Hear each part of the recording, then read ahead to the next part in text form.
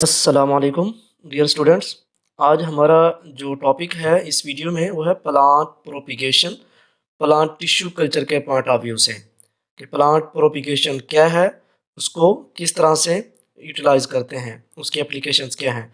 Introduction में इसका first of all propagation of plant is defined as the production of new individuals from a selected plant having all the characters of the original one.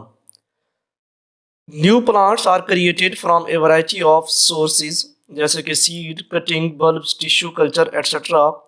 Plant propagation is done sexually and asexually as well as on artificial platform using tissue culture techniques.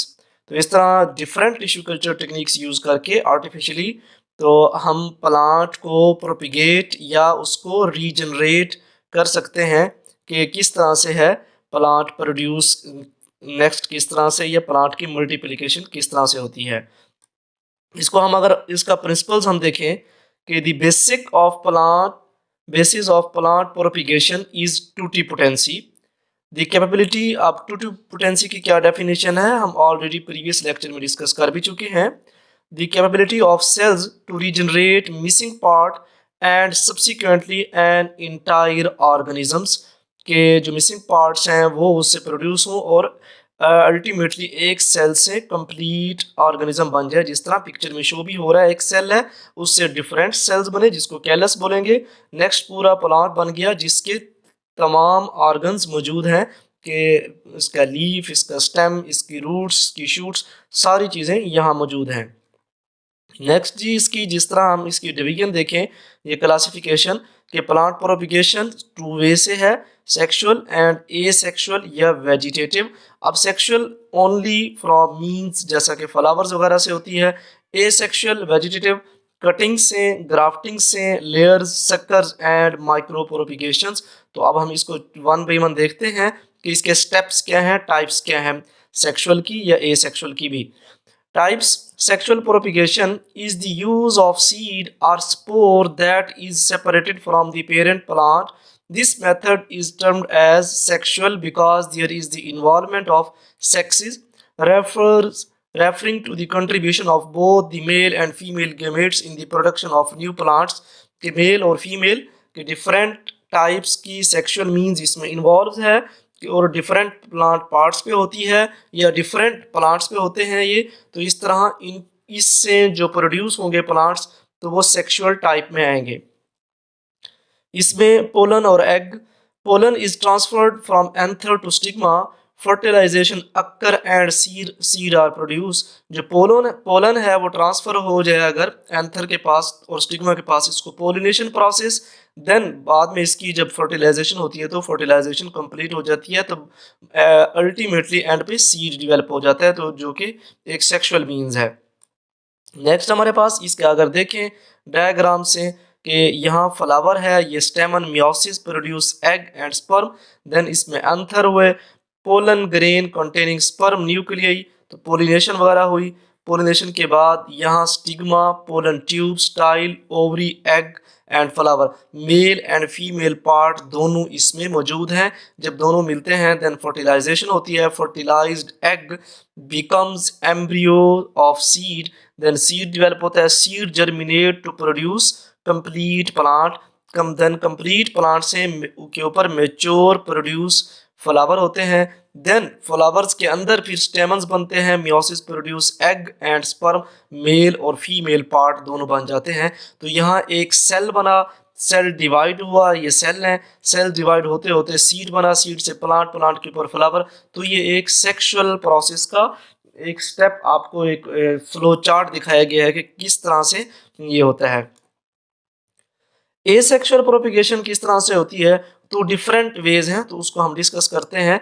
Asexual propagation also called vegetative propagation is with the use of planting material which are vegetative parts of any part rather than seed or spores which are reproductive parts.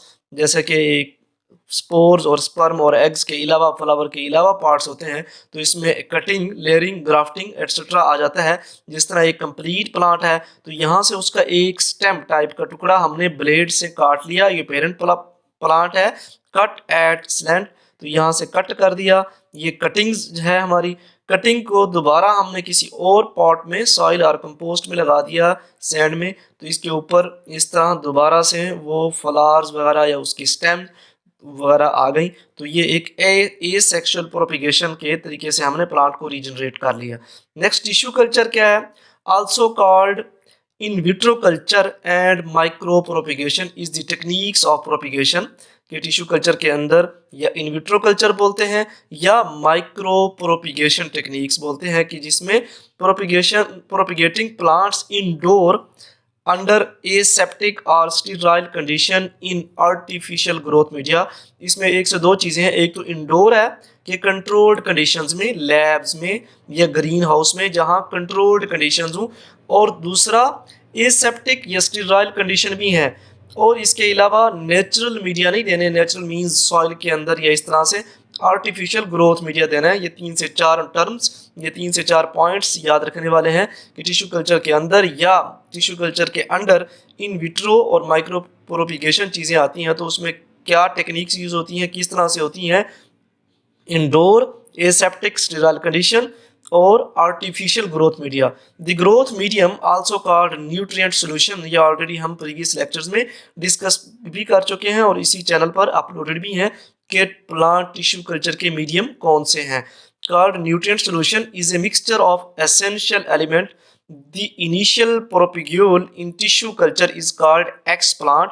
यहाँ typing error थी, in tissue culture is called explant ये लिखा हुआ है, तो इस तरह के प्लांट को जो सिलेक्ट कर ले उनको एक्सप्लांट कहते हैं। अब माइक्रो प्रोपिगेशन क्या है जो हम पढ़ते हैं प्लांट टिश्यू कल्चर के under? Micro propagation is the propagation of plants through tissue culture, के टिश्यू कल्चर के थ्रू प्रोपिगेट करना।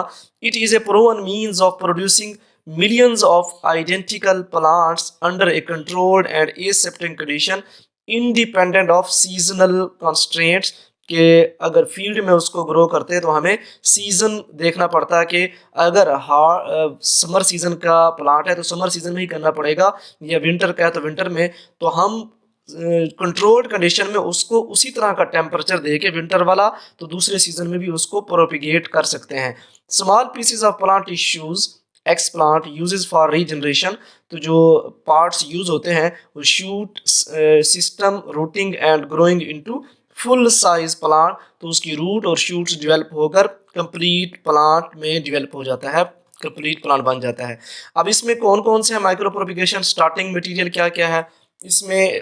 Tip bud, leaf, axillary bud, internode, root and seed, ये चीज़ें इसमें आ जाते हैं कि स्टार्टिंग मटेरियल कौन सा है, कहाँ से हमने माइक्रो प्रोपिगेशन स्टार्ट करनी है। स्टेप्स ऑफ माइक्रो प्रोपिगेशन क्या क्या हैं?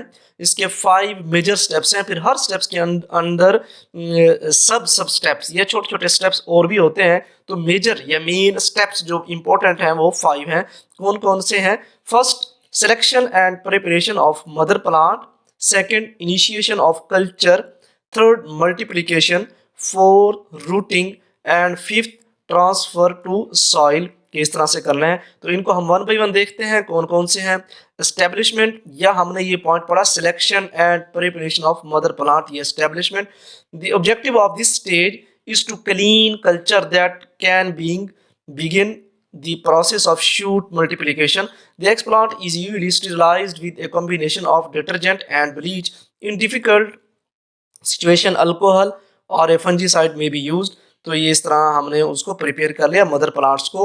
Initiation, explant placed into growth media, तो ये सेकंड स्टेप हो गया। थर्ड स्टेप में multiplication, explant transfer to shoot media where shoots can be constantly divided.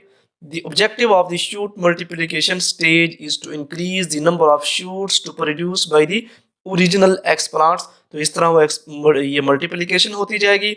इसमें और क्या चीज़ होती है? The culture or a portion of the culture is removed from the jar and placed on a sterile paper towel।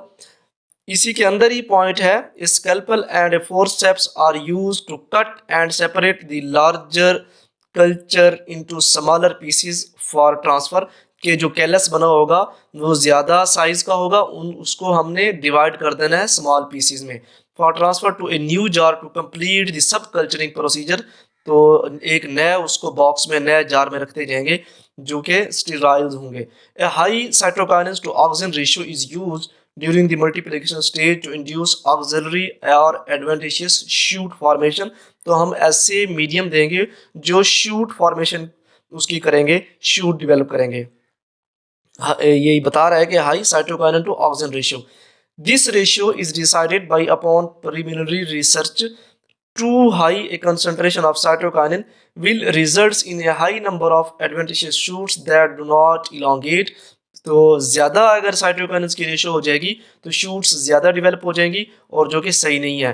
Common cytokinins used in culture are benzyladenine and kinetin.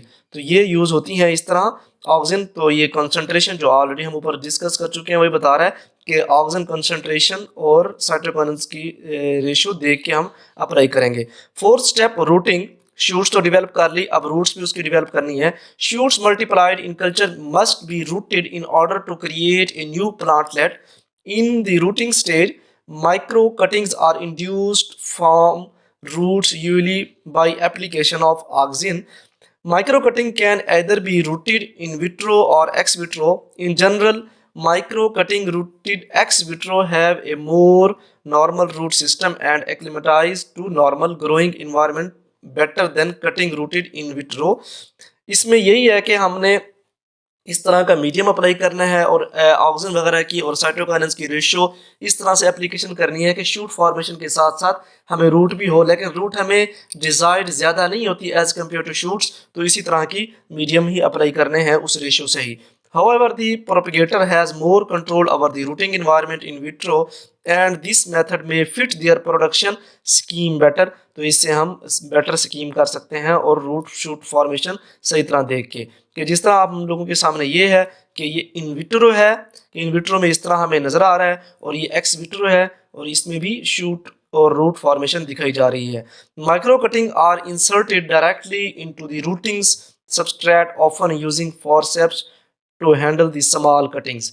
अभी जब ये root और shoot formation की बात complete हो गई, next इसको हमने ट्रांसफर टू सॉइल करना है, जिससे जैसे अबाउ पिक्चर में दिखाया भी गया है। Finally, after roots have become well established on the micro cutting, plantlets must be acclimatized to a normal growing environment।